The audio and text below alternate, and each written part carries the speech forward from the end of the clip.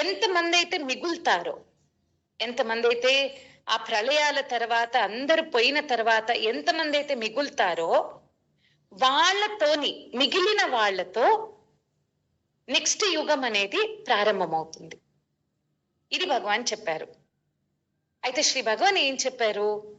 ఎక్కువ మంది మిగిలితే, అంటే చాలా అధికమైన సంఖ్యలో జనాభా కానీ మిగిలితే అప్పుడు అప్పుడు వాళ్ళ ద్వారా వచ్చేటువంటి సత్యయుగము, ఆ నెక్స్ట్ యుగం ఏదైతే మొదలవుతుందో అది గ్రాండ్ గా ఉంటుంది. సో శ్రీ భగవాన్ చెప్పారు, even for the next yuga to start we need a particular number అని చెప్పారు. గొప్పగా ఒక యుగం ఆరంభమయ్యేదానికి ఒక సంఖ్య అవసరము అని చెప్పారు. సో ఇంతవరకు అందరికి అర్థమైంది కదా?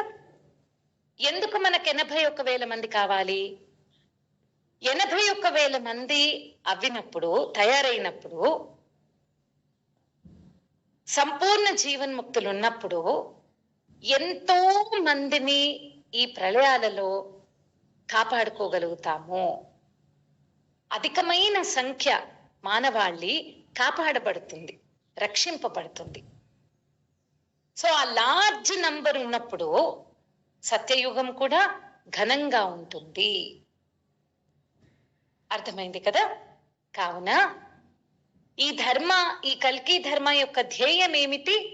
ఎందరో మిమ్మల్ని అడుగుతారు కదా, కల్కి ధర్మాలు ఉన్నారు ఏంటండి, ఎందుకున్నారు ఏంటి అని అడుగుతారు కదా. మీకు క్లారిటీ ఉండాలి.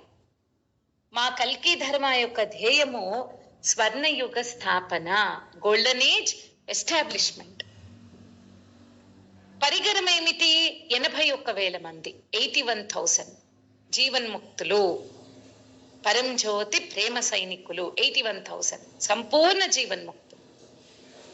మార్గం ఏమిటి? ఒక్కొక్క